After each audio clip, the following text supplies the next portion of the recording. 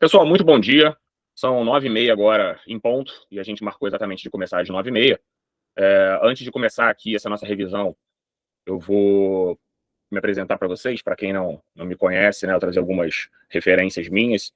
A ideia dessa revisão foi inicialmente para os meus mentorados e para os meus alunos de noções de tecnologia aplicável à investigação, mas ao final eu acabei achando por bem abrir essa revisão, fazer uma revisão aberta, gratuita.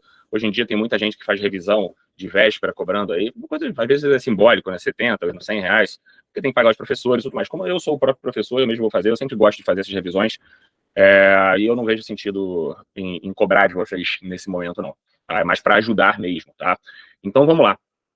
Meu nome é Eduardo Arcos, eu sou delegado de polícia no estado do Espírito Santo há 11 anos, tá?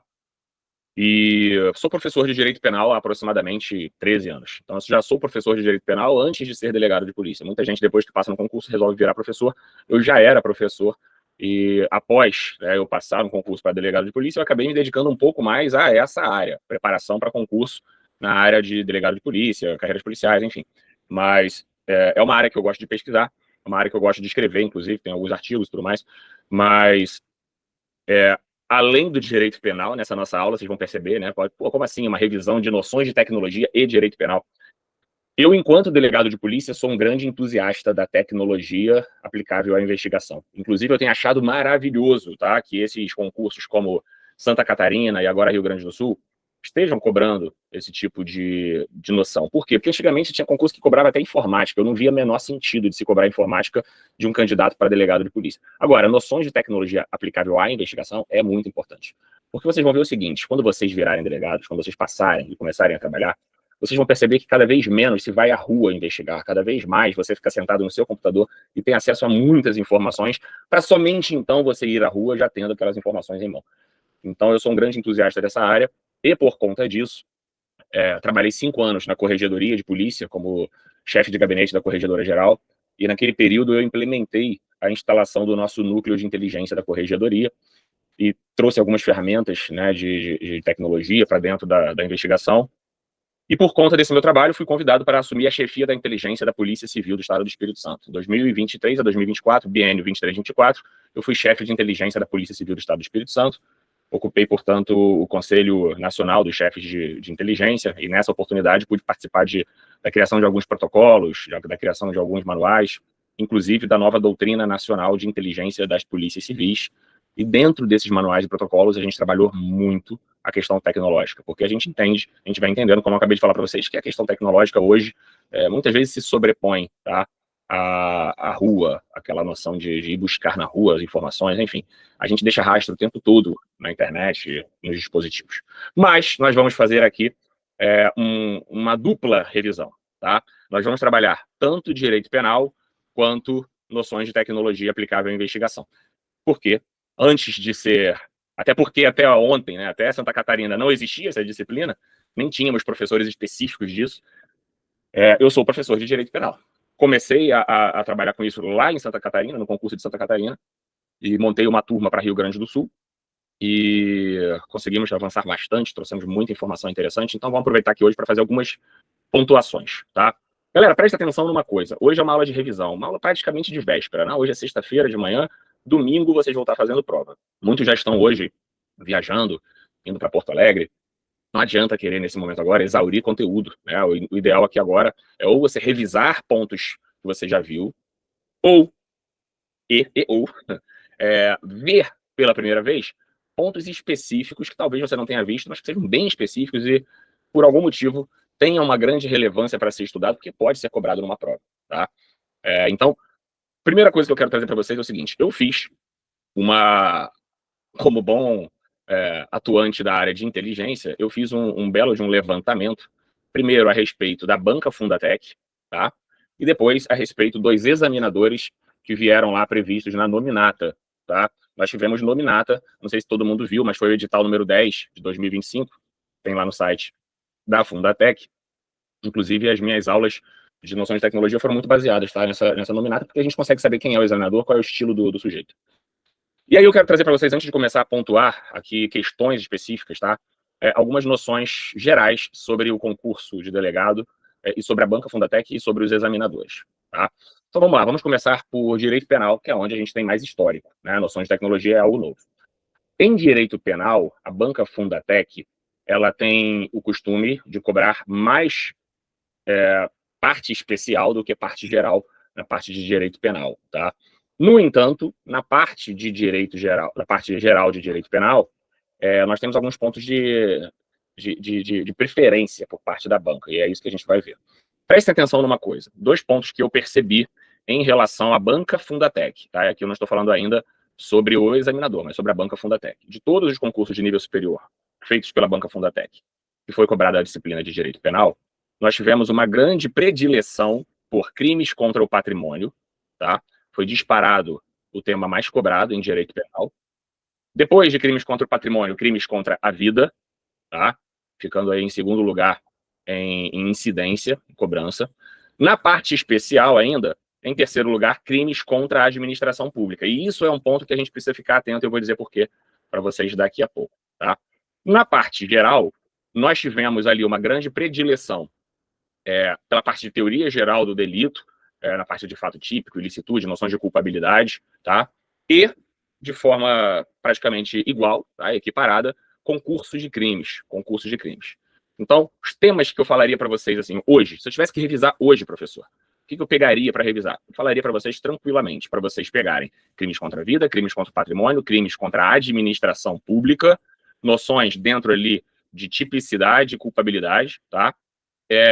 E em legislação penal especial, aqui é um ponto bem interessante, obviamente, o que sempre praticamente né, em provas de concurso para delegado de polícia, lei de drogas e lavagem de dinheiro. E aí prestem atenção numa questão aqui que eu vou trazer para vocês, que me chamou muita atenção e a gente precisa ficar atento. Lavagem de dinheiro especificamente, eu acho que é um tema que a gente vai precisar ter muita atenção, e por isso eu vou fazer aqui algumas questões de lavagem com vocês, pelo seguinte: o examinador de vocês, tá? Examinador específico, o examinador, tá? Não a banca Fundatec. O examinador de vocês, tá lá na nominata, é o Felipe Borges Bringuente. Felipe Borges Bringuente, ele é um delegado de polícia, tá? Do Rio Grande do Sul. Ele já é examinador da banca Fundatec há muito tempo, e ele tem, inclusive muito parecido comigo, um estilo de trabalho muito voltado à investigação criminal de alta complexidade e atividade de inteligência policial aplicada na investigação, tá? Então, o que a gente pode extrair disso? O que a gente pode extrair disso é o seguinte: ele é um cara que gosta de crimes um pouco mais complexos, e ele é um cara que trabalha com investigações mais sofisticadas dentro desses crimes. Tá? Ele vai cobrar só o que ele trabalha? Óbvio que não, ele tem que cobrar muito mais coisa, né, gente? Então a gente começa a ter uma outra análise aqui, que é a análise de formação e atuação acadêmica dele. O Felipe, ele é mestre em Direito e Ciência Jurídica e especialista em Direito Penal e Ciências Criminais pela Universidade de Lisboa, tá? Então, eu acredito que seja um cara muito técnico, é um cara, acredito não que eu tenha visto algumas questões feitas por ele, é um cara muito técnico e é um cara muito ligado à dogmática penal. Não é um cara que vai ficar muito dando margem para coisas inúteis, sabe? É um cara que vai focar realmente naquilo que é mais específico. E o que me chamou a atenção, e eu falei para vocês mais cedo, considerando aí tanto a análise da banca Fundatec, e aí agora trazendo a especificidade do Felipe, ele é um cara com vasta experiência no combate à corrupção e lavagem de dinheiro. Ele atuou no DEIC durante muito tempo, e ele é professor também da CADEPOL, da Polícia Civil do Rio Grande do Sul, e atua muito nessa área, tá? A prática dele no DEIC, a formação acadêmica dele, tende a valorizar questões que vão ir, então, dogmática penal, na parte ali de teoria do crime, com prática investigativa, muito ligada ali a meios de obtenção de prova, inteligência, formação de justa causa, enfim. O que a gente pode extrair daí? Ele participou já de algumas bancas da Fundatec, tá? Em alguns concursos, eu dei uma analisada nesses concursos que ele participou, e eu percebi o seguinte: ele participa de forma muito ativa nas bancas, tanto lá na CADEPOL, tá? Provas internas, quanto nas provas da Fundatec, ok? E ele atuou na banca de Direito Penal do concurso de 2010, junto com o André Luiz Calegari. O Calegari é um cara extremamente técnico do ponto de vista da teoria geral do delito, e o Calegari é muito voltado para a parte de crimes contra a ordem tributária, lavagem de dinheiro, enfim, crimes de colarinho branco, tá? Um cara com muita atuação na pós-graduação da FGV, enfim. É, portanto, um perfil de examinador de especialista, um cara que realmente é um especialista, ele é uma autoridade na área. Outra coisa que me chamou a atenção é o seguinte: ele tem algumas publicações interessantes nessa mesma área que a gente vem levantando. Investigação de lavagem de dinheiro e enfrentamento à corrupção. Ele foi coautor desse crime. Lavagem de dinheiro e corrupção. Essa obra é uma referência prática. Todos os delegados têm e usam isso no dia a dia, tá? Investiga muita questão de fluxo financeiro, enfim. Outro livro que ele participou, que na verdade ele também aqui figurou como autor, é o Tratado de Inteligência Aplicada à Investigação Criminal, tá? Tratado de Inteligência Aplicado à Investigação Criminal. Deixa eu até ver aqui se não é o mesmo que eu participei também. Foi sobre a Operação Octopus, Lei 9.613, que é lavagem de dinheiro, tá? Ele também trabalha muito com o uso de fontes abertas na investigação. Pô, teoria de cegueira deliberada. Caraca, gente, então o que a gente pode extrair daqui, tá? Pode se extrair, Vitória, já vou te dar a palavra. Que com certeza a gente não pode dizer nunca, mas se eu pudesse apostar em uma predileção temática desse examinador, seria lavagem de dinheiro, organizações criminosas. Tá? Lavagem de dinheiro e organizações criminosas. E na parte especial, crimes contra a administração pública. Então, lavagem de dinheiro, organizações criminosas, crimes contra a administração pública por conta do examinador. Por conta da temática, por conta do concurso de delegado, por conta da Fundatec, vamos ter que trabalhar também com questão de drogas, crimes contra o patrimônio e, obviamente, crimes contra a pessoa. E aí também a parte ligada à teoria geral do delito. Perfeito? Muito bem. Vamos lá. Vitória, você tinha levantado a mão? Você ia fazer alguma pergunta? Deixa eu ver se alguém mandou alguma mensagem aqui no... Eu mandei uma mensagem no chat. Ah, tá no chat. Vou olhar aqui. A tela do prof com material está sendo compartilhada? Pergunta porque para mim não está aparecendo. Não, está aparecendo só a minha por enquanto, Vitória. Eu estava só olhando aqui o meu material interno, tá? Eu não compartilhei nada com vocês, não. Quando eu compartilhar, eu vou avisar aqui a vocês, beleza? Então vamos lá. O que a gente vai começar, então, a fazer aqui, considerando isso que eu trouxe para vocês, tá? De predileção e de possibilidades em relação ao examinador de vocês. Eu sugiro o seguinte: a gente trabalhar primeiro com uma análise de algumas questões baseadas em jurisprudência, tá? Que eu fiz para vocês. Então, a gente vai aqui trazer uma análise baseada em jurisprudência, focada em lavagem de dinheiro e organizações criminosas inicialmente. Depois, a gente vai passar aqui para uma análise de questões antigas da Banca Fundatec, tá? Da Banca Fundatec, sobre os demais temas, tá? Sobre os demais temas. Então, deixa eu só abrir aqui rapidinho. Vamos lá. Primeiro ponto que a gente precisa trabalhar aqui é o seguinte, tá? Me chamou a atenção, e aí são pontos que eu acho que a gente precisa ficar atento, é o seguinte: recenticidade e relevância. São duas coisas que a gente precisa trabalhar muito quando a gente vai estudar revisão para a prova. Relevância, a gente já viu aqui, são os temas que ele mais gosta e tudo mais. E aí existe uma questão envolvendo recenticidade, que é questões que tenham sido trabalhadas recentemente pelos tribunais ou tenham sido cobradas em prova recentemente, tá? E aí eu trago para vocês uma questão que, inclusive, me chamou a atenção pelo seguinte: essa questão foi cobrada de forma semelhante já pela Fundatec em um outro concurso, tá? Em um outro concurso. Então, eu vou abrir aqui para vocês. Questão focada demais em autonomia do processo, tá? Da ação penal envolvendo lavagem de dinheiro, tá? E temáticas de justa causa, que é o que normalmente é cobrado, tá? Em direito penal na parte de lavagem de dinheiro, tá? E aí a questão, ela vinha justamente perguntando o seguinte: conforme preconizado pela Lei 9613 de 98, assinale a alternativa correta, tá? Então aqui ele vai questionar sobre lavagem de dinheiro, perguntando sobre alternativa correta. E aí, a primeira alternativa que ele traz é a seguinte: é da competência da Justiça Estadual o processo e julgamento dos crimes de lavagem e ocultação de bens, direitos e valores quando a infração penal antecedente for de competência da Justiça Federal, haja vista a independência de instâncias. Galera, preste atenção aqui e, por favor, façam anotações e análises em relação a isso. O que ele fala aqui é o seguinte: é da competência da Justiça Estadual o processo e julgamento de crimes de lavagem e ocultação de bens, direitos e valores, quando a infração penal antecedente for de competência da Justiça Federal, haja vista a independência de instâncias. Isso não tem nada a ver, tá? E o que vocês precisam ter em mente aqui é o seguinte: serão da competência da Justiça Federal os crimes de lavagem, tá? Quando, por exemplo, teriam sido praticados em detrimento de bens, serviços ou interesses da União, suas entidades autárquicas, crimes contra o sistema financeiro, quando a infração penal antecedente for de competência da Justiça Federal. Por quê? Porque essas são as competências da Justiça Federal. Entendam o seguinte, a regra no crime de lavagem é que o crime seja julgado pela Justiça Estadual.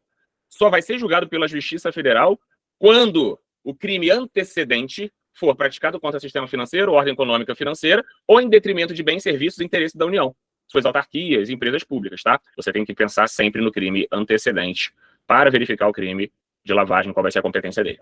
Aí a B fala o seguinte: o processo de julgamento do delito de lavagem de capitais depende do processo de julgamento da infração penal antecedente em qualquer hipótese.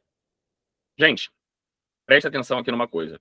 Independem do processo de julgamento das infrações penais antecedentes, independem do processo, ainda que praticados em outro país, cabendo ao juiz competente para os crimes previstos nesta lei a decisão sobre a unidade de processo de julgamento. Vamos abrir lá rapidinho a 9613 para mostrar uma coisa para vocês. E aqui vai ser justamente o pulo do gato, que eu acho que vocês têm que ficar atentos, porque pode ser um ponto de cobrança considerando uma virada de jurisprudência ou talvez apenas um distinguishing, tá? Que tenha sido feito aí pelo STJ. Deixa eu compartilhar aqui com vocês, então, a nossa legislação. Rapidinho aqui, vamos lá. Foi para a tela. Então, prestem atenção aqui na Lei 9.613, que diz o seguinte: o processo de julgamento dos crimes previstos nessa lei, ou seja, lavagem de dinheiro, lavagem de capitais, obedecem às disposições relativas ao procedimento comum dos crimes punidos com reclusão. Beleza. Independem do processo de julgamento das infrações penais antecedentes, ainda que praticadas em outro país, cabendo ao juiz competente para os crimes previstos nesta lei, ou seja, de lavagem, a decisão sobre a unidade de processo de julgamento. Então, é independente, tá? Independe do processo, não precisa ter processo em relação ao crime antecedente. Outra questão aqui que a gente já viu anteriormente: serão da competência da Justiça Federal o julgamento dos crimes de lavagem de dinheiro quando praticados contra o sistema financeiro e a ordem econômica financeira, ou em detrimento de bens, serviços ou interesses da União ou de suas entidades autárquicas ou empresas públicas, ou quando a infração penal antecedente for de competência da Justiça Federal. Aí, prestem atenção em um detalhe aqui, que é o parágrafo 1º. Parágrafo 1º fala o seguinte: a denúncia será instruída com indícios suficientes da existência da infração penal antecedente, sendo puníveis os fatos previstos nesta lei, ainda que desconhecido ou isento de pena o autor, ou extinta, essa parte final aqui que me trouxe uma surpresa em relação ao julgamento do STJ, ou extinta a punibilidade da infração penal antecedente. O que o parágrafo 1º diz pra gente? Para que eu denuncie pelo crime de lavagem de dinheiro, basta que eu demonstre a existência de indícios suficientes da existência da infração penal antecedente. Eu não preciso ter prova cabal, eu não preciso ter condenação, eu não preciso ter processo em relação à infração penal antecedente. Sabe o que quer dizer isso aqui? Isso é muito cobrado em prova, principalmente quando querem cobrar aí temas ou nomezinhos diferentes. Esse parágrafo 1º, anotem, é o fundamento legal daquilo que a doutrina chama de justa causa duplicada. Ok? O parágrafo 1º do artigo 2º da Lei 9.613 é o fundamento legal daquilo que se convencionou chamar de justa causa duplicada. O que é a justa causa duplicada? Para que eu possa oferecer denúncia contra alguém por qualquer crime, eu preciso ter prova da materialidade, né, do crime e indícios suficientes da autoria. Perfeito. Isso é justa causa. No crime de lavagem de dinheiro, para que eu possa provar a materialidade do crime de lavagem de dinheiro, necessariamente eu preciso também de indícios suficientes da existência de uma infração anterior, de uma infração antecedente. Ou seja, para ter justa causa no crime de lavagem de dinheiro, eu preciso demonstrar justa causa em relação à infração penal antecedente. Por isso, justa causa duplicada. Aí, indo além aqui, já que concurseiro gosta, né, embora eu não ache que seja uma tendência de Fundatec isso, professor, já ouvi falar sobre justa causa triplicada. O que é justa causa triplicada? Justa causa triplicada vai acontecer quando, no crime antecedente, eu também precise verificar justa causa duplicada. Como assim, professor? Imagine uma situação de qualquer tipo de crime parasitário, né? Como, por exemplo, uma receptação. Para eu demonstrar receptação, eu preciso demonstrar justa causa em relação ao crime patrimonial anterior e, assim, estará demonstrada também, se houver outros elementos, a justa causa referente à receptação. Se daí foi feita uma lavagem de dinheiro, foi praticada a lavagem de dinheiro, lá na lavagem de dinheiro eu vou precisar demonstrar a justa causa da lavagem, que vai implicar na justa causa daquela receptação, que necessariamente vai implicar na justa causa do crime patrimonial antecedente. Isso é a chamada justa causa triplicada. Então, justa causa duplicada é a regra nos crimes de lavagem de dinheiro, porque demonstrar a justa causa da lavagem pressupõe demonstrar a justa causa dos crimes antecedentes, e justa causa triplicada vai acontecer quando o crime antecedente também determinar a demonstração de justa causa duplicada. Então, você vai juntando um com o outro, tá? Então, prestem atenção aqui em um detalhe. Não preciso ter nenhum tipo de processo antecedente. Basta que eu tenha aqui a justa causa em relação ao crime anterior. Perfeito? Muito bem. Vamos tirar da tela aqui e continuar com as alternativas. O processo de julgamento do delito de lavagem de capitais depende do processo de julgamento da infração penal antecedente apenas quando praticada em outro país. Acabamos de ver que, ainda que praticada em outro país, a lei é expressa, ainda que praticada em outro país. Não esqueçam isso. D. A denúncia dispensa a instrução quanto à existência da infração penal antecedente. Acabamos de ver que a denúncia depende da demonstração de indícios da infração antecedente. Então, a denúncia dispensa a instrução quanto à existência da infração penal antecedente de forma alguma, justamente por conta dessa necessidade da justa causa duplicada. A autoridade policial e o Ministério Público terão acesso exclusivamente aos dados cadastrais do investigado que informam qualificação pessoal, filiação e endereço, independentemente de autorização judicial, mantidos pela Justiça Eleitoral, pelas empresas telefônicas, pelas instituições financeiras, pelos provedores de internet. Correto, correto. E a gente vai ver justamente onde está isso. Dá uma olhada, galera. Lá no artigo 17b da Lei 9.613, e vocês vão ver o seguinte. A autoridade policial, isso aqui é importante para vocês, está falando de poder de vocês, delegados de polícia. A autoridade policial e o MP terão acesso exclusivamente, gravem isso, porque isso aqui é típico de prova objetiva, exclusivamente aos dados cadastrais do investigado que informam qualificação pessoal, filiação e endereço, independentemente de autorização judicial. Lembrem sempre de uma coisa, se diz respeito tão somente a dados cadastrais, eu não preciso, e isso em qualquer investigação, não é só de lavagem, eu não preciso de autorização judicial. Não existe cláusula de reserva de jurisdição referente a dados cadastrais. É poder, prerrogativa do delegado de polícia, requisitar dados cadastrais a empresas telefônicas, Justiça Eleitoral, instituições financeiras, provedores de internet e administradoras de cartão de crédito. Ok? O que não poderia aqui ser feito? Pedir acesso a informações, dados de conteúdo. Por exemplo, instituição financeira, dados bancários, provedores de internet, movimentação de tráfego, de consumo de internet dele. Isso não pode. Agora, os dados cadastrais eu posso. Os demais eu precisaria de autorização judicial. Perfeito? Até aqui, beleza? Esse ritmo tá ok? Vamos seguir assim. Beleza? Muito bem. Então, nessa primeira questão, percebam que eles trabalharam lavagem de dinheiro e conseguiram, dentro de uma questão, discutir vários pontos de lavagem de dinheiro aqui. Tá? Discutiu-se aqui a questão da necessidade de indícios anteriores e conseguiu trabalhar também a questão envolvendo o poder do Ministério Público e da autoridade policial de requisição. Perfeito? Teve uma questão muito interessante que eu estou tentando localizar aqui, que é muito interessante justamente porque diz respeito a uma decisão recente envolvendo lavagem de dinheiro, tá? E foi trazida pela Fundatec, e o STJ teve posicionamento recente, mas o posicionamento recente do STJ, ele não foi ligado à mudança de posição, mas uma posição de turma. Então, isso é um ponto que eu acho que talvez não seja possível ser cobrado, tá? Numa prova objetiva nesse momento agora. Vamos ver, sei lá. Se vier, é isso que eu vou trazer para vocês aqui agora. Preste atenção aqui em um detalhe, tá? Em relação ainda à Lei 9.613. Preste atenção aqui nessa questão, que veio trabalhando justamente uma posição que teve decisão recente agora do STJ. Foi uma questão de 2021, tá? Uma questão de 2021 da Fundatec. E aí ele trazia o seguinte. Preste atenção, gente. Analise as assertivas, analise Na verdade, ele não trouxe isso aqui especificamente, mas eu acho que a gente precisa avaliar isso, tá? No crime de lavagem, como é que isso ficaria. Vamos lá. Foi para procurador do Estado, tá? Mas foi a Fundatec que organizou. Os crimes materiais contra a ordem tributária previstos no artigo 1º, incisos 1 a 5 da 8137, só se perfectibilizam com o lançamento definitivo do tributo. Professor, você acha que pode ser cobrado? Pode, não vejo problema nenhum de ser cobrado crimes contra a ordem tributária. Tem um pessoal que acha que crime contra a ordem tributária só é cobrado em provas de concursos federais. Não, de forma alguma, tá? Inclusive, cada vez mais as polícias vêm atuando nessa área, tá? Sofisticando cada vez mais a sua atuação. Então, pode ser, sem problema nenhum. Sem problema nenhum. A 1 diz que nos crimes materiais contra a ordem tributária, previstos no artigo 1º, inciso 1 a 5, só se perfectibilizam com o lançamento definitivo do tributo.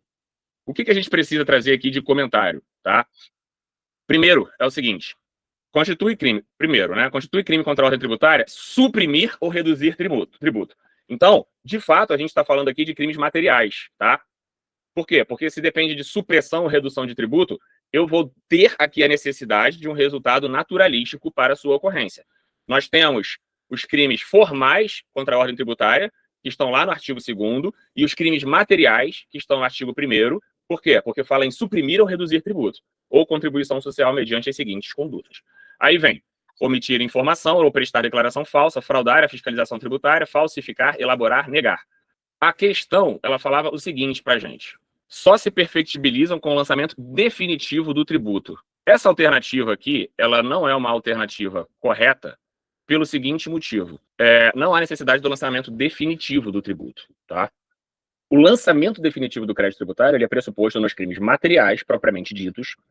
Há uma tendência em se dizer que o artigo 1º elenca os crimes materiais, perfeito?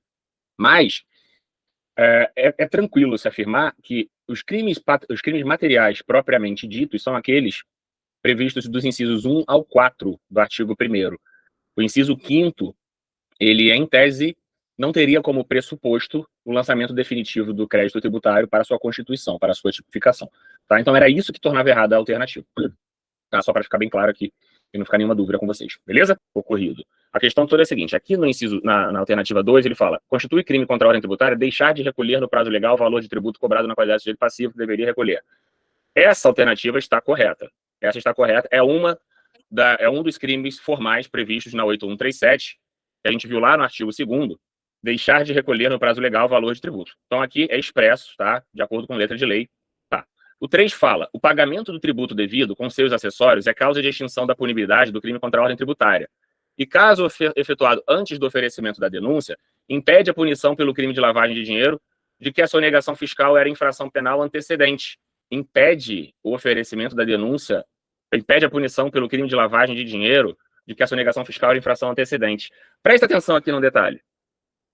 Essa alternativa foi dada como errada. Foi dada como errada justamente por conta daquilo que a gente falou, que a gente acabou de ler lá na 9.613, que ainda que tenha sido extinta a punibilidade do crime antecedente, nós vamos manter a punibilidade em relação ao crime de lavagem.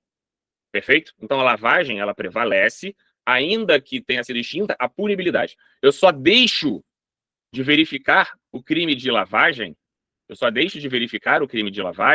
se o crime antecedente tiver sido demonstrada a sua inocorrência, tá? Ou se tiver sido reconhecido como atípico, tá? Tiver sido reconhecido como atípico. No parágrafo 1º do artigo 2º, a gente já tinha falado sobre isso, que diz que a denúncia será instruída com indício suficiente da infração antecedente, sendo punível os fatos previstos nesta lei, ainda que desconhecido ou isento o autor da pena, ou extinta a punibilidade da infração penal antecedente.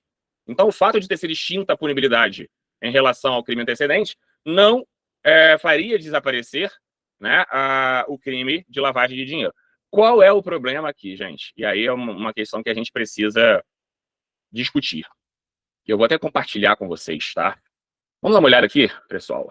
O que diz o STJ em 2024, a 6ª turma. Isso aqui me chamou muita atenção, tá? Percebam que é o último informativo sobre lavagem de dinheiro aqui previsto no Dizer o Direito. Qual foi o caso aqui? João e Pedro são sócios administradores da empresa JP. JP foi alvo de uma operação policial que investigava a empresa por sonegação de ICMS. Durante a investigação, foi descoberto que JP havia, de fato, deixado de pagar uma quantia substancial em ICMS. A polícia e o Ministério Público concluíram que, além de sonegar impostos, a empresa estava lavando dinheiro obtido ilegalmente para parecer legítimo. Então, sonegava, foi exatamente o caso que a gente viu ali atrás, sonegação com lavagem de dinheiro. Diante disso, os réus foram denunciados pelo crime material da ordem contra a ordem tributária, pela organização criminosa e pela lavagem de dinheiro. O juiz recebeu a denúncia. Logo em seguida, os réus pagaram integralmente a dívida tributária, incluído juros e multa. Pessoal, pagamento integral da dívida extingue a punibilidade em relação aos crimes tributários. Tá? Pagamento integral da dívida extingue a punibilidade em relação aos crimes tributários. A questão toda é, a gente acabou de ver que, por força de lei, a extinção da punibilidade em relação ao crime antecedente não implica na atipicidade, necessariamente, do crime de lavagem. Só que, olha o que aconteceu aqui. O juiz extinguiu a punibilidade pelo crime tributário. Manteve, contudo, o processo quanto à organização criminosa e lavagem de dinheiro. Os réus impetraram habeas corpus. O STJ concordou com a defesa. A inexistência de delito antecedente exclui a tipicidade do crime de lavagem de dinheiro e torna insubsistente a imputação do crime de organização criminosa pela ausência da prática de infrações penais. Perceba que aqui o STJ ele se manifestou sobre a organização criminosa. Ele não falou expressamente sobre a questão da lavagem, tá? E aí aqui eu fico com a seguinte posição. De fato, a organização criminosa demanda a prática de crimes. Senão ali não tem crime, em tese não teria organização criminosa. No crime de lavagem de dinheiro, o artigo 2º 2 diz que independe de processo e diz que ainda, aqui ó, no parágrafo 1º, que esteja extinta a punibilidade da infração penal antecedente. Pessoal, pagamento do débito em relação ao crime contra a ordem tributária não torna atípico o crime. Ele implica na extinção da punibilidade. Se implica na extinção da punibilidade, não pode se afastar o crime de lavagem de dinheiro, tá? O que vocês precisam ter em mente para essa prova? Olha só como é que a FGV colocou num concurso anterior. Em geral, a prática do crime de lavagem está associada à existência de um crime antecedente. Perfeito, isso está correto. Agora, é irrelevante, também está correto, que o indivíduo tenha sido processado pelo crime antecedente. E a extinção da punibilidade está ligado à possibilidade do sujeito ser processado, não à inexistência do crime. Perfeito? Ok? Então, fica aqui essa advertência para vocês em relação ao crime de lavagem de dinheiro. Tudo bem? Vamos lá. Eu vou passar aqui para mais um tópico envolvendo lavagem e a gente vai passar para outros pontos.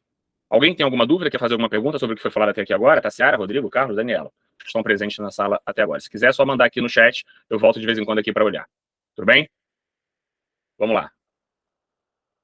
Outros pontos envolvendo lavagem de dinheiro que me chamaram a atenção e eu acho que são de importância aqui para a gente discutir, tá? Já falamos sobre competência. Olha quanta revisão a gente já fez rapidamente aqui. Já falamos sobre competência, já falamos sobre justa causa duplicada e triplicada, já falamos sobre independência processual.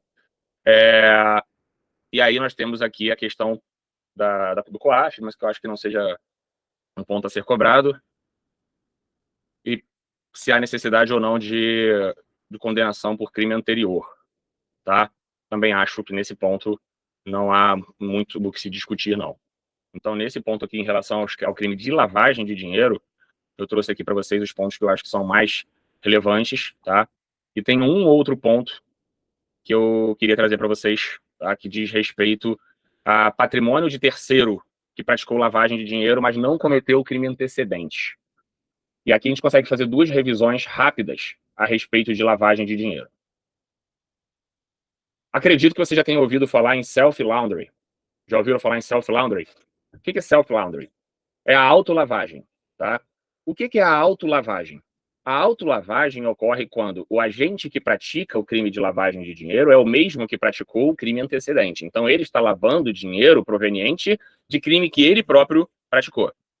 Por que existe essa noção de self-laundry? Porque é muito comum que existam pessoas que atuem só na fase de lavagem, tá? Então, o sujeito pratica um crime e tem alguém que lava dinheiro para ele. Só que é admissível a autolavagem, tá? Inclusive, existem julgados no sentido de que não há consunção entre o crime, por exemplo, de corrupção passiva e a lavagem de dinheiro. Se o sujeito recebe dinheiro em decorrência da prática de corrupção passiva e, posteriormente, aplica esse dinheiro de forma pulverizada, tentando aí retirar, né, dificultar a verificação da origem desse valor, ele praticou lavagem de dinheiro e praticou a corrupção passiva anteriormente. Então, nós vamos ter aqui 2 crimes praticados, não há consunção e existe aqui a autolavagem. A questão toda é a seguinte, prestem atenção em um detalhe. O artigo 4º da 9613, ele fala o seguinte: o juiz de ofício, a requerimento do Ministério Público, deixa eu compartilhar com vocês. O juiz de ofício, a requerimento do Ministério Público ou mediante representação do delegado de polícia, ouvido o MP em 24 horas, havendo indícios suficientes de infração penal, poderá decretar medidas assecuratórias de bens, direitos ou valores do investigado ou acusado, aqui ele está falando de lavagem de dinheiro, ou existente em nomes de interpostas pessoas que sejam instrumento, produto ou proveito dos crimes previstos nesta lei. Então, em nome de interpostas pessoas, esses bens eles têm que ser instrumento, produto ou proveito dos crimes previstos na lei de lavagem, tá? Aí percebam o seguinte, parágrafo 2º, o juiz determinará a liberação total ou parcial dos bens, direitos ou valores quando comprovada a licitude de sua origem, mantendo-se a construção dos bens, direitos e valores necessários e suficientes à reparação dos danos e pagamento de prestação pecuniária, multas e custos decorrentes da infração penal. O que a gente precisa ter em mente aqui, vocês precisam ficar muito atentos, em relação à jurisprudência do STJ, no seguinte sentido. O patrimônio de terceiro que praticou a lavagem, ou seja, não cometeu o crime antecedente, só pode ser atingido se for demonstrado que os bens dele, direitos ou valores, constituem instrumento, produto ou proveito do crime anterior. Ou seja, precisa ter relação com o crime antecedente. O sujeito não praticou o crime antecedente, ele só praticou o crime de lavagem. E aí, eu posso bloquear os bens desse sujeito que está praticando o crime de lavagem? Sim, desde que esses bens constituam instrumento, produto ou proveito do crime antecedente. Perfeito? O que o STJ aqui ele falou? É inviável a tese de que o agente que lavou parcela dos recursos ilícitos deve responder solidariamente pelo prejuízo total decorrente da infração antecedente. Pela infração antecedente ele não pode responder, gente. Ele vai responder somente pela lavagem. E em relação aos bens, a constrição dos bens? Somente sobre aquilo que tenha sido instrumento, proveito ou de alguma forma tenha advindo do crime antecedente. Perfeito? Muito bem? Então aqui nós temos uma análise recente por parte do STJ em relação a bloqueio de bens no crime de lavagem de capitais. Perfeito? Muito bem? Então aqui a gente consegue também finalizar a análise de um crime que eu acho que tem tudo para vir, pode ser cobrado, que é o crime de lavagem de dinheiro. E a gente passa agora a conversar um pouco sobre outras questões. Tá? Vamos lá. O que a gente pode conversar um pouco aqui agora? Sobre, enfim, possibilidade de cobranças aqui nos crimes praticados no âmbito da predileção do examinador de vocês. Crimes contra a administração pública. Tá? Crimes contra a administração pública, eu acho que pode ser algo de predileção e que vocês talvez não tenham dado tanta importância. Tá? Por que eu falo isso? Porque, obviamente, crimes contra o patrimônio, crimes contra a pessoa, eu acho que são crimes que a maioria das pessoas já vem estudando, tá? Já vem se preparando de forma contínua. A ideia aqui dessa revisão de véspera é trazer pontos específicos do examinador que podem ser cobrados, tá? Que podem ser cobrados. Tá? Vamos lá. Isso aqui é algo que eu acho também que já está mais do que batido, mas é cobrança sempre, tá? Vocês têm a obrigação de saber algumas palavrinhas específicas que vão vir sempre lá na prova e que vão diferenciar concussão de corrupção passiva. Verbo exigir. Isso foi cobrado em 4 questões da Fundatec nos últimos anos. Tá? Verbo exigir. Tem exigir lá em relação ao servidor público, já trabalha com a concussão. Se o verbo é solicitar, receber ou aceitar promessa, você vai trabalhar com corrupção passiva. Isso foi cobrado em 3 questões. Prevaricação. Na prevaricação, a gente precisa de um interesse pessoal. Interesse pessoal é um sentimento, um capricho. Tá? A banca gosta, eu já vi isso, de colocar, por exemplo, situações que colocam o servidor público em situações de preguiça ou raiva e, por isso, acabou não praticando o ato. Não é interesse pessoal. Se não é interesse pessoal, não tem prevaricação. Tá? Vamos aqui dar uma olhada numa questão que foi cobrada pela Fundatec recentemente. E aí, o que foi cobrado de vocês, né, Lu, de quem fez a prova? Joana é ocupante de cargo público no município tal. Em razão de seu cargo, tem acesso a sistemas de informações de administração pública municipal. Para poder viajar com a família sem necessitar gozar suas férias, permitiu que Maria, amiga empregada da empresa ABC, ou seja, outra empresa, acessasse os sistemas de informação da administração pública municipal mediante o fornecimento de sua senha. Considerando a situação narrada, qual foi o crime cometido aqui? Prevaricação, concussão, usurpação de função pública, resistência ou violação de sigilo funcional. Violação de sigilo funcional, tranquilamente, tá, gente? Violação de sigilo funcional.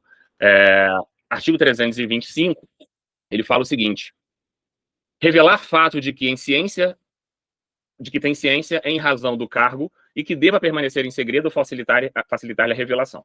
Pena, detenção de 6 meses a 2 anos ou multa se o fato não constitui crime mais grave. Aí vem o parágrafo 1º e fala o seguinte: nas mesmas penas deste artigo incorre quem permite ou facilita, mediante atribuição, fornecimento e empréstimo de senha ou qualquer outra forma, o acesso de pessoas não autorizadas a sistemas de informações da administração pública. Então, se o sujeito forneceu a própria senha para que um terceiro acessasse os sistemas de informação, o crime aqui é de revelar fato de que tem ciência, ou seja, violação de sigilo funcional. Perfeito? Crime relativamente tranquilo. Teve uma questão interessante. Não, essa aqui acho que vai ser mais para... Vamos ver essa aqui. Analise as seguintes alternativas à luz do Código Penal em relação a crimes contra a fé pública e administração pública. Pratica crime de inserção de dados falsos em sistemas de informação o funcionário que modifica ou altera sistema de informações ou programa de informática sem autorização ou solicitação de autoridade competente. Vamos lá, gente. Vamos dar uma olhada no Código Penal, porque isso aqui é expresso, tá? Vocês estão percebendo que Fundatec, na parte de crimes em espécie, vem muito com letra de lei, né? Ele falou aqui que pratica o crime de inserção de dados falsos. Crime de inserção de dados falsos, tá lá no artigo 313, diz o seguinte: 313-A. Inserir ou facilitar o funcionário autorizado a inserção de dados falsos, alterar ou excluir indevidamente dados corretos do sistema informatizado ou bancos da administração pública, com o fim de obter vantagem indevida para si ou para outro ou para causar dano. Aqui na questão ele fala que pratica crime de inserção quem modifica ou altera o sistema de informações sem autorização. Percebam que há necessidade de um especial fim de agir em relação ao crime de inserção de dados falsos, tá? Aqui a gente não trabalhou com especial fim de agir. Então, primeira está excluída aqui. 2. Exigir para si ou para outrem, direta ou indiretamente, ainda que fora da função ou antes de assumi-la, mas em razão dela, vantagem indevida, compreende crime de corrupção ativa. Acabei de falar para vocês e vocês estão confirmando que o Fundatec gosta disso. Eles começaram com exigir. Eu não estou compartilhando isso, não? Acho que eu tô... Ah, tá certo. Eles começaram com exigir. E aí agora vem dizer que foi corrupção ativa. De qualquer forma, nem seria corrupção ativa, seria corrupção passiva, né? Porque receber. Mas aqui o exigir é concussão, tá? Então, meteu a palavra exigir ali, já sai da corrupção. E 3, comete crime de peculato o funcionário público que se apropria de dinheiro, valor ou qualquer outro bem imóvel, público ou particular, de que tenha posse em razão do cargo, ou desviá-lo em proveito próprio ou alheio. Cara, sinceramente, essas aqui são questões de 2024 e 2025, tá? Me parece que foram questões extremamente tranquilas envolvendo crimes contra a administração pública. O advogado que recebe o pagamento de ORCRIM pelos seus serviços pode ter o bloqueio dos valores? Rodrigo, cuidado com isso. Em regra não, tá? Em regra não. A não ser que fique provado que, na verdade, o pagamento ao advogado se trata de lavagem de dinheiro. Não se pode, cuidado com isso, é a criminalização da advocacia, né, que chamam por aí. O sujeito receber... ele está recebendo dinheiro da ORCRIM. Dinheiro de ORCRIM é criminoso. Cara, em regra é. O advogado está recebendo pelo trabalho que ele prestou. Se você estiver sempre pressupondo que o pagamento pelos serviços do advogado são uma espécie de lavagem de dinheiro, aí nesse caso aí você poderia ter bloqueio dos valores do advogado. Por quê? Porque os valores são provenientes do crime antecedente e ingressaram lá para o advogado em razão da lavagem, tá? Nesse caso, Rodrigo, precisa ficar demonstrado que houve lavagem por parte do advogado. Por exemplo, ele não prestou nenhum serviço, enfim, os valores são totalmente incompatíveis. Perfeito? Há algum tipo de sinal de que os valores tenham retornado aos autores posteriormente? O advogado recebe dinheiro e depois os caras ganham uma casa lá que era do advogado, enfim. Você consegue demonstrar a lavagem, mas por si, o simples fato do advogado ter recebido valores pelos seus serviços, não cabe o bloqueio, tá? Cuidado com isso. Beleza, Rodrigo? Espero que tenha sido respondido. Muito bem. Vamos lá. Em relação ainda aqui a esses crimes que a gente está aqui acompanhando, tem um crime também que eu acho que é importante a gente ficar atento aqui, tá? Que diz respeito à lei de drogas, tá? Principalmente por ser uma lei que normalmente já é cobrado, tá? Em concurso para delegado de polícia, e que a Fundatec vem demonstrando que é um tema que ela gosta, tá? E o que a gente tem de relevante aqui para estudar na 11343? Deixa eu abrir aqui rapidinho.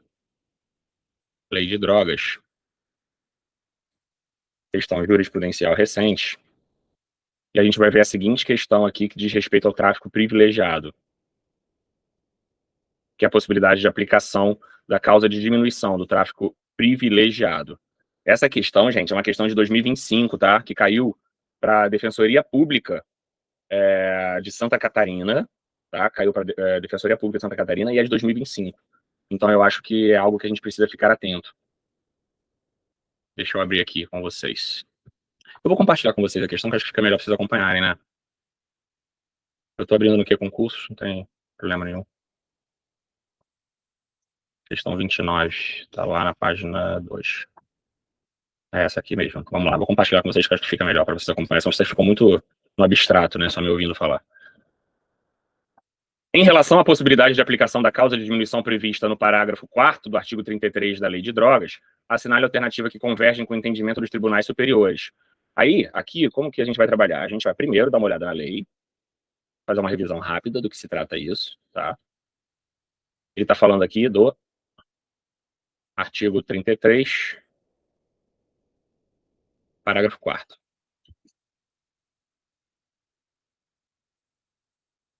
33 está falando do tráfico. Parágrafo 4º está falando aqui da causa de redução de pena. Presta atenção.